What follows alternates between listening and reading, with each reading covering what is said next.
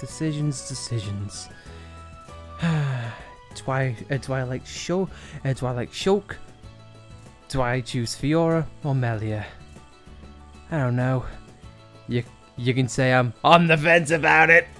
And also my shadow is very, very weird. I cast a dark long shadow. And then call Sharla fat. But look at that shadow go! Shadow off, shadow on. Shadow off, shadow off. Anyway, it's time we got off. Hey everyone, welcome back to Xenoblade Chronicles. In the last episode, we found refugees of Hyantia from Alchemov and dealt with a few unique monsters and unlocked one of Shulk's new replica Monados. Which we're not going to show off of this episode because I feel like an explanation is needed. But to put it briefly, one of the best ways in which you can make use of Monado Roomba. Roomba. I'm sticking on my joke, damn it. It is a Monado vacuum. They can do it on its own.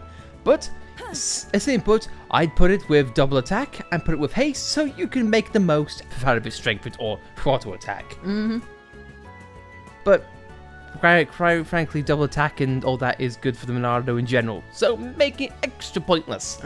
Anyway though, now we get to work on the medic a little bit more. You there! You must know! I cannot find my dear daughter! Do you know where she could be? No, but I think Shulk does. Zel, we should be there soon. Then we can get on our lives in peace. It's not been easy to find. Are you sure we will be okay there? It won't be easy to begin with, but we'll be on our feet in no time. As long as we stick together.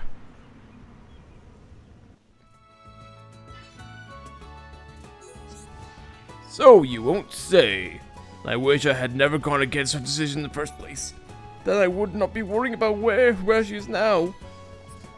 Well, at least the game made it nice and obvious to where it would go. And to be honest, I kind of like it. Especially that vision. That is one of the only times which you see the entrance to Sator Marsh in its plain format. Because otherwise you would see either a damp moss or you would see it in nighttime with the mist. But you know what's funny? You know what's really funny? This place in silence. It's just nice to reflect and nice to relax. And also experience Kneecap Hill. What are you doing? I'm looking for the couple. They're in the marsh. They're in the marsh. It says they're right outside Tephra Cave. It clearly said they're in the marsh. Well, this is awkward. Oh my god, I was doing ends. In Argentis. I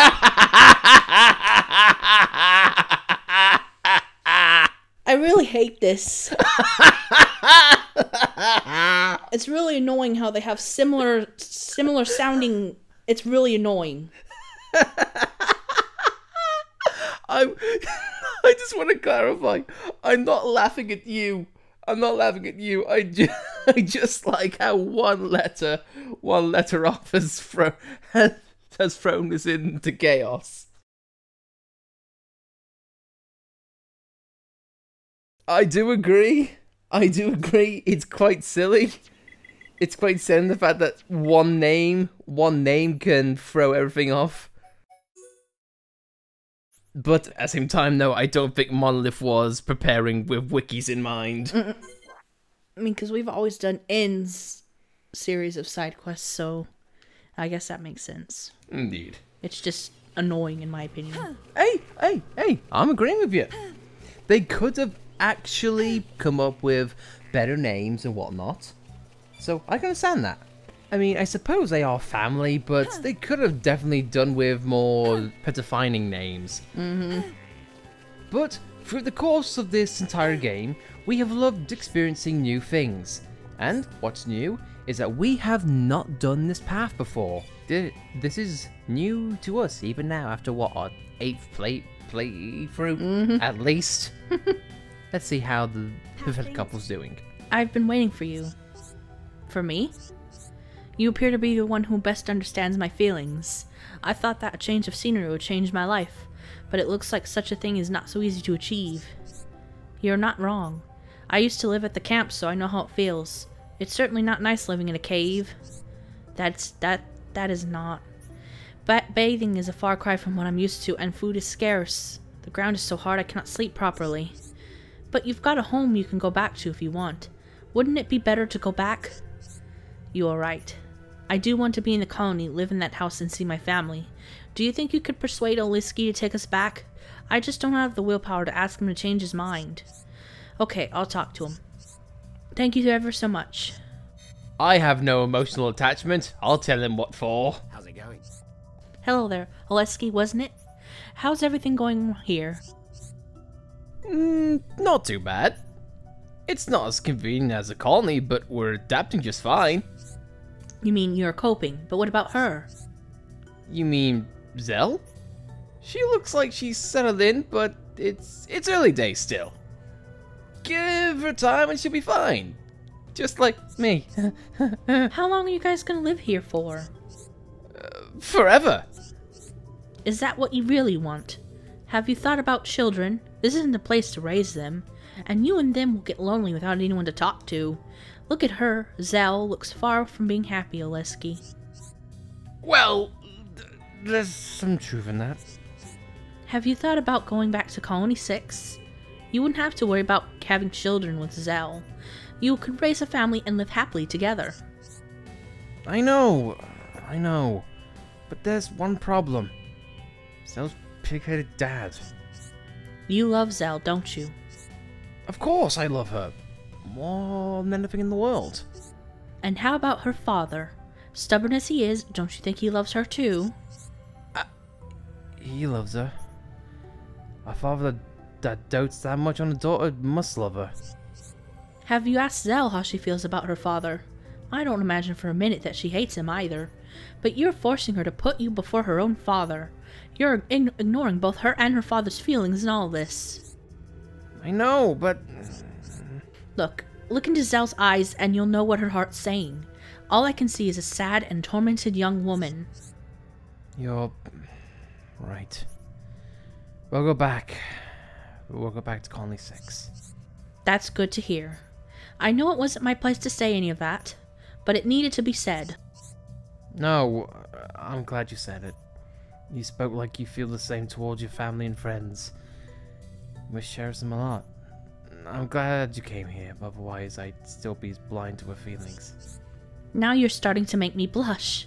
Anyone would have done the same. Ryan's getting jealous. Well, I suppose me and Zel should pack our things for the journey. Hopefully we'll get to see each other again back in the colony. And they're gone. But before we go, can I say one thing? Can you go back real quick, Alice? I have another reason why it was a bad idea for those two to live here.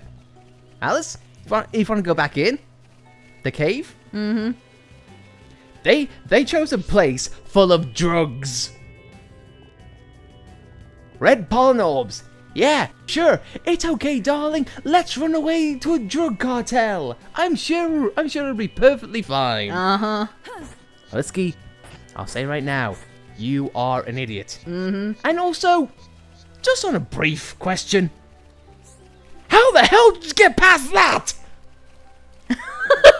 How? How?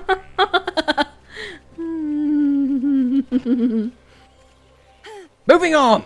Sadly, the dad died off screen. He died picking too many blades of grass. His spine broke, but he came back to life, kids. My daughter has returned. You persuaded her for that, and I'm truly grateful.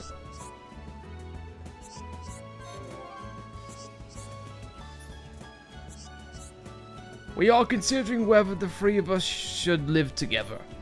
It will be difficult for me to adjust, but with time I will find a way. I don't really have a choice. You'll be fine. Don't be too hard on them now, will you? I won't make that mistake. Compared to the pain I was put through my daughter through is nothing. And now my daughter and her man will be happy together. That is what is most important. You are not wrong.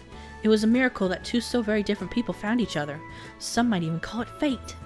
And now they can be happy. And I wish you all the happiness in the world as well.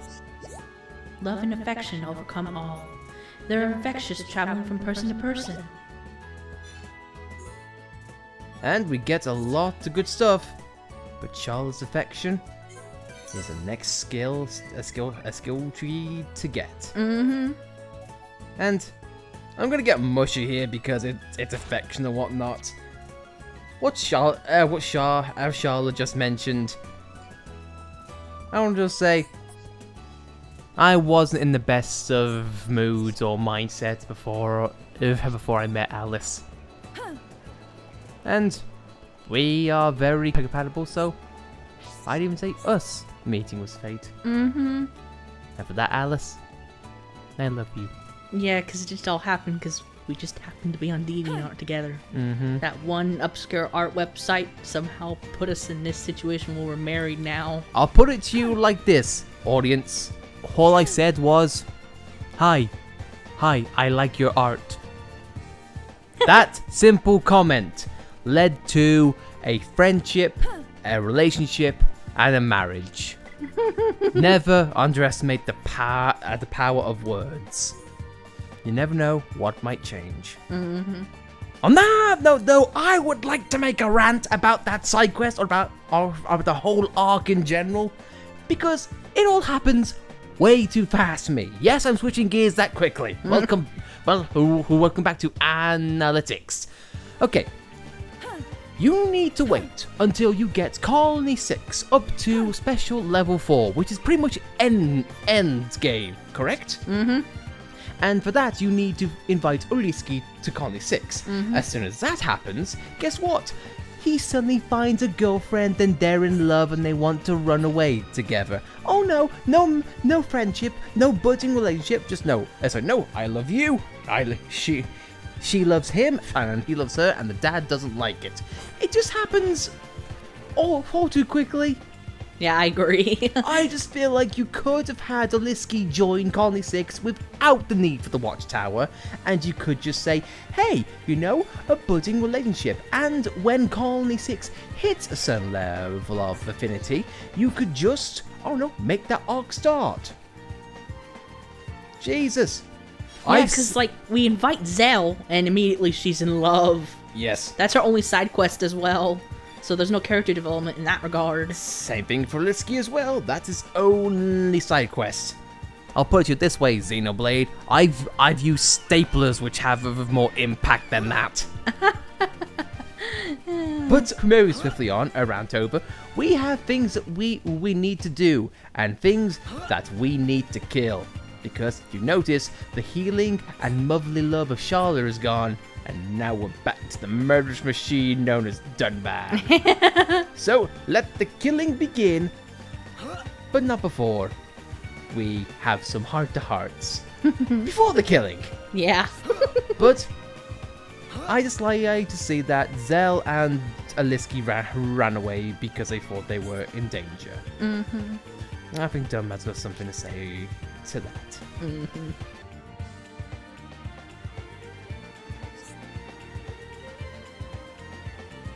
I've been to this place before. Only once, however. Really? When was that? I remember it well. When Fiora and I were much younger, we came here together. All the way from Colony 9. That's no small distance. I was so very afraid as we made our way through Tefa Cave. I could barely even remember the way now. At the time, I was so busy making sure Fiora was okay. Did something bad happen? I mean, if you don't mind telling me, that is. It was about 12 years ago, I believe. Colony 9 was attacked by the Mechon. This is where we fled to. Oh, I see. That sounds horrible. I was only little at the time as well, but I remember that day.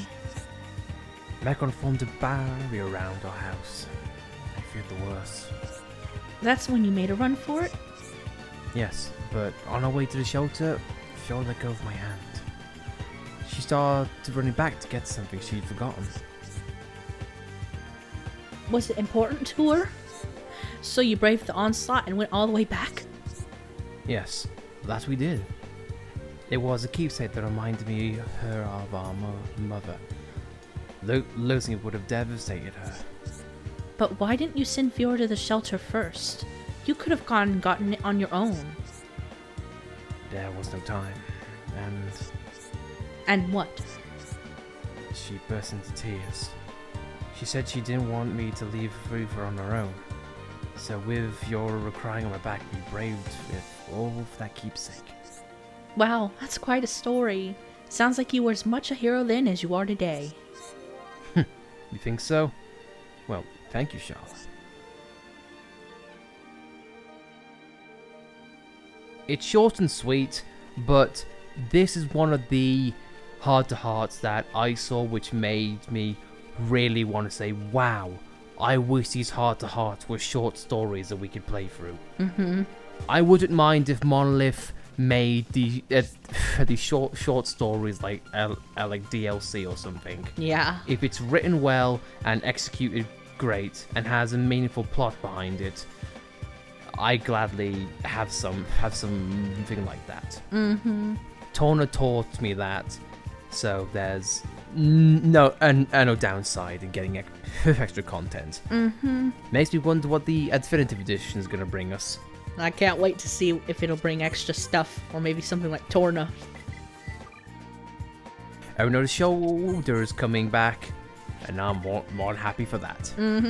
Anyway though, mushy stuff over. It's time for the killing to begin. Dumbat does not do mushy. He does rock solid steel blades. Thank you very freaking much, Jesus H. Zanza. Anyway, let us begin. Hopefully this will be quicker than his spawn time. This is the Armored Rockwell at over 500,000 HP. This guy is a wall. Dare I say, he's a very strong rock. Dare I say he's strong as one. Ha ha ha ha. Anyway, this guy, as far as movesets, not really the most expansive. His talent art is burst into 9, and it's an attack which causes you max HP down. Next one is 3 ton with an E, crush, and that creates art seal and can knock you back. And his final one is strike, which can daze you. This is where you need a lot of debuff resistances and hopefully Sharla at a push. As Dumbman just proved, he can get rid of that debuff post haste. This guy is not really the offensive type. He just wants to debilitate you and do what he can afterwards.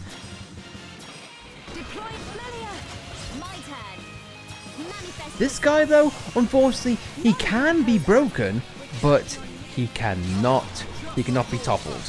But you know what? You know what can be taken down? This is one of the unique monsters Sharla can kill with a headshot. And I didn't equip that because I didn't realize. You're probably not going to get it off, but it can be done at a push.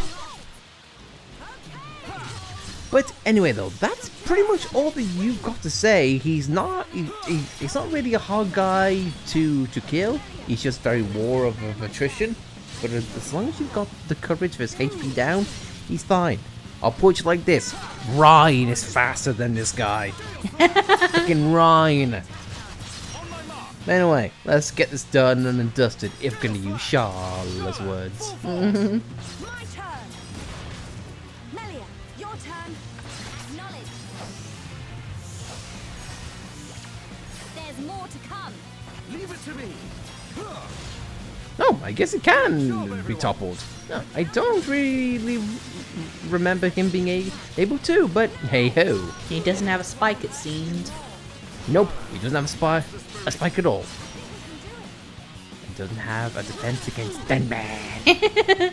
Because who does? We're starting to look like a team. The time is now. Born in a world of strife. Against the odds. We choose to fight. Blossom dance. Everyone ready for a chain attack? On my mark. Sharla, full force. My turn. Now, Melia. Kill the Nantole. Good for you. That'll teach that Anto to Behold my power. walk. None can oppose us. We are at one with the battlefield. Electric Gutbuster. Demon Slayer. Damn. Is our greatest strength. I could really do with a shower right now. Let us hurry. Sharla, you're kind of getting a shower now if I were to give you a tip. But anyway, he drops that, and it drops the Immortal Moss, which is something we definitely need.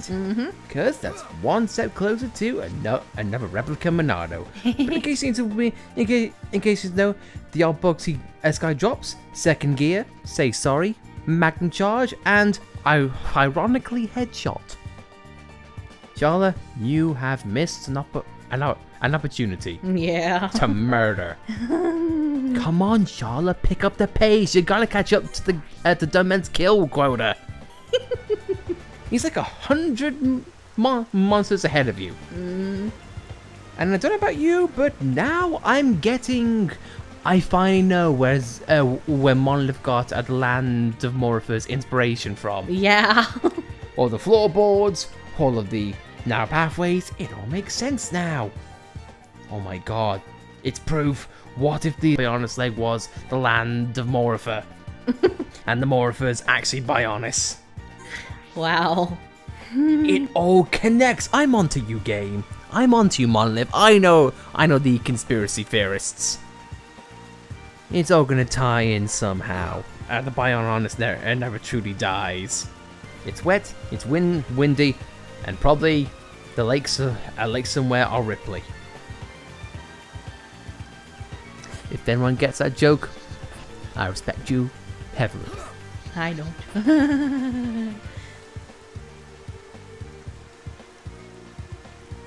All I'll say is, the beach is a good first stage.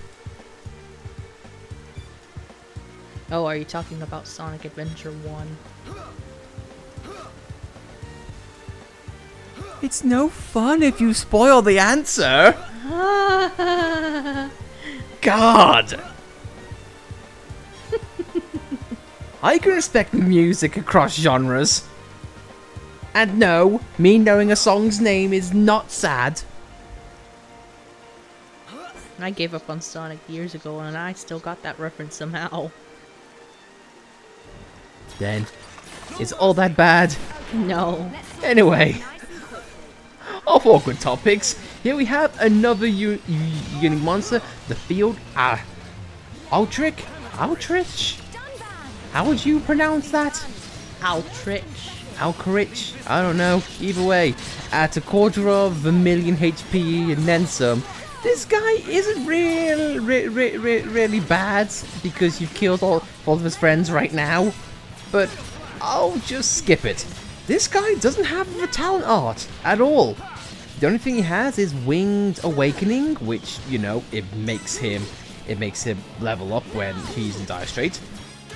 Big down swipe. Get ready for this. It can topple you. Big side swipe. A frontal log, which can knock you back. Down swipe.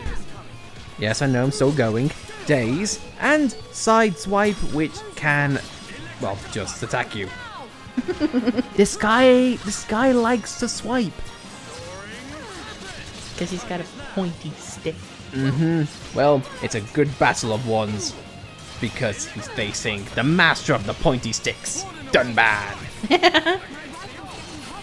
Because Shulk doesn't technically have a pointy stick, he just has a nice laser stick. If you could call it that.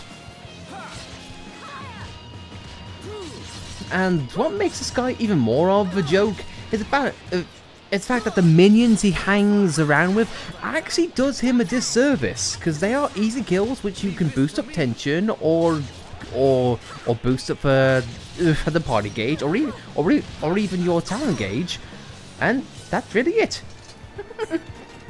So easy kill, pretty much a joke.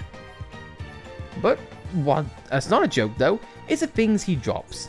Our books for a start are God Shift, Tranquilizer, Final Cross, and Airfang, which is all well and good.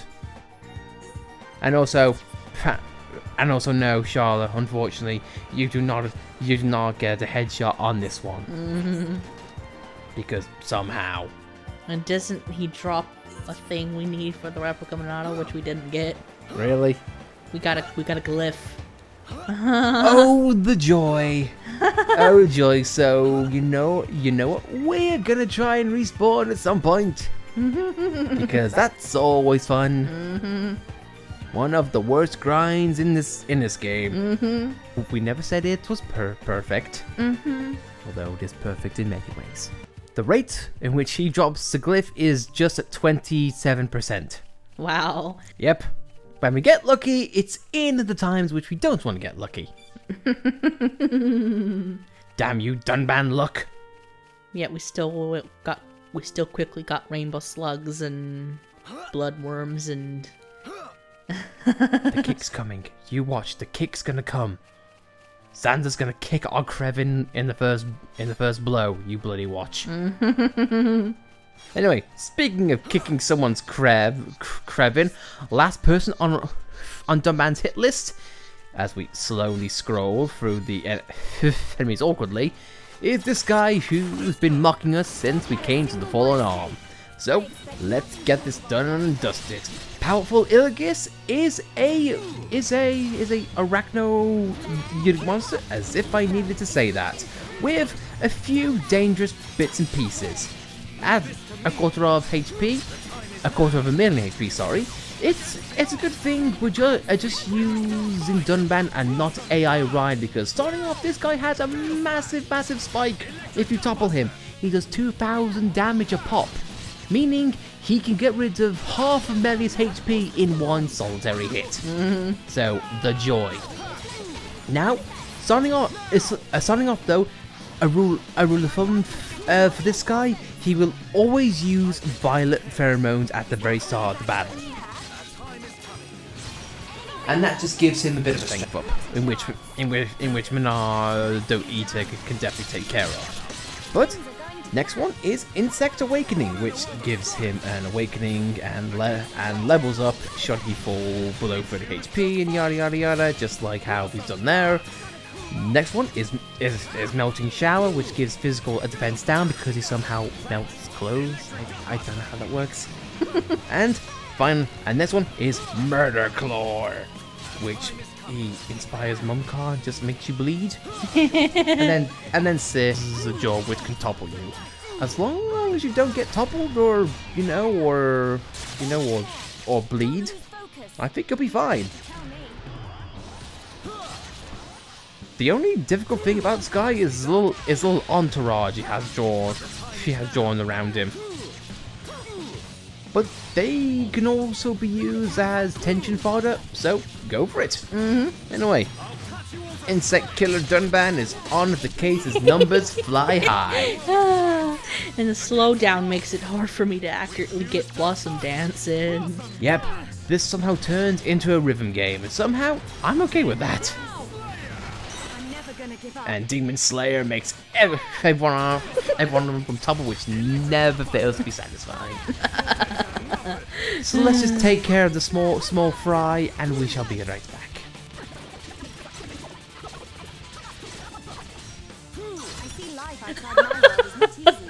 Free chests! Like I say, we get stupid luck. Dunban is a beacon of hope to all.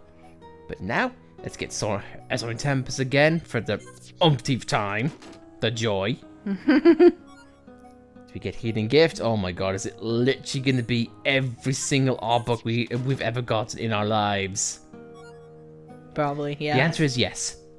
But in case you need to know, the art books that the Anto drops is Peekaboo, Soaring Tempest, which we got, woohoo, Hammer Beat, and Stream Edge.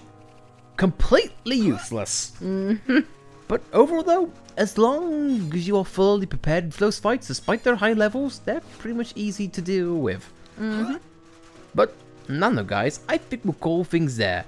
Hit lists complete, and Dunban and Sharla had a little heart to heart, and Sharla got to hypothetically slap Oleskiy. And we know how much of a hero Dunban was, and still is to this day. On that note guys, I think we'll call things there. So, if you like this video, if you like the hero Dunban, then be sure to like it and give it a thumbs up. But if you don't like it, well then, Dunban doesn't like you. But if you want to subscribe to see more content like this, then be sure to subscribe, hit the bell, hit the button, or whatever YouTube wants to do these days. Sorry kids. And we'll see you next time. Thank you for your time. Next episode is a-coming.